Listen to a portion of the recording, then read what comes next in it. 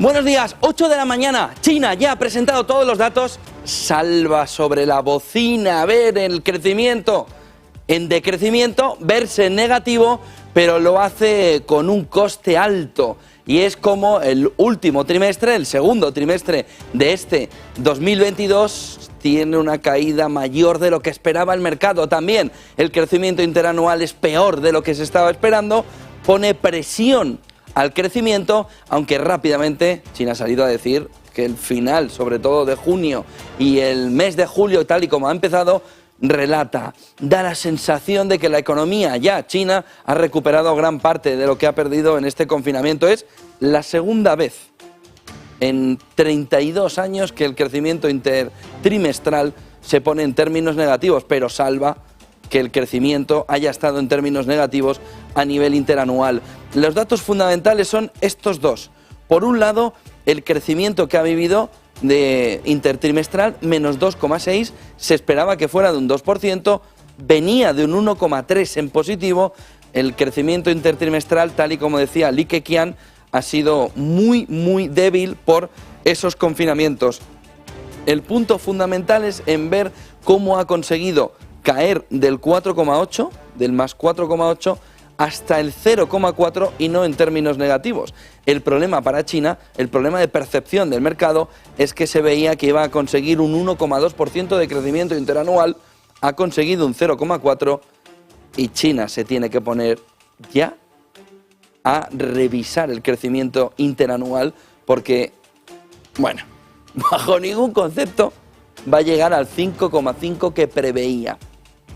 Aún así, los datos de China siempre hay que cogérselos de aquella manera, ¿eh? Hay datos, por ejemplo, que se han presentado esta noche, sobre todo industriales, que, bueno, están vistos de aquella manera y ya lo están diciendo los analistas a nivel internacional, que China ha vuelto a hacer otra de las suyas, metiendo todo ahí en el ¡ah, venga! Y ha sacado lo que ha querido, en algunos casos. Pero la realidad es que Producto Interior Bruto Interanual, vamos a creérnoslo, 0,4% en positivo, venía de ese 4,8 y a partir de ahí vamos a ver cómo empieza a profundizar. El otro dato importante es este, el de las ventas minoristas anualizadas, venía de un 6,7, se esperaba que fueran muy débiles. Este es el dato que hace pensar que junio ha tenido una fortaleza mayor de lo que se esperaba incluso por el mercado y ni con esas. 3,1 de crecimiento frente al 0,3 que esperaba el mercado. Y luego tenemos esa visibilidad también del empleo, que se reduce en la tasa de desempleo hasta el 5,5, se esperaba que fuera del 5,7. Fíjense en el siguiente gráfico que nos marca también de qué manera está comportándose la economía china en la comparación con Estados Unidos y en la comparación a nivel internacional. Vamos a ver si podemos ver el siguiente gráfico, donde podemos empezar a hilvanar más datos sobre la economía china. Fíjense este gráfico de Financial Times de esta mañana, en el que se ve cómo la contracción por la pandemia, por ese nuevo brote de coronavirus, ha dejado así el crecimiento intertrimestral de China. No como el primer trimestre de 2020, por supuesto, pero sí en un crecimiento en positivo, 0,4, leve, y gracias, porque Li Keqiang ya estaba anunciando que se iba a sufrir mucho para conseguir ese crecimiento que aquí en el gráfico de Financial Times vemos cómo le ha dejado al borde del precipicio económico para ponerse en términos negativos. Fíjense en estos dos siguientes gráficos donde se ve el potencial aún así de lo que está sucediendo en el entorno de China como fábrica del mundo. Decía Biden, no es China la fábrica del mundo, es Estados Unidos. Eso nada.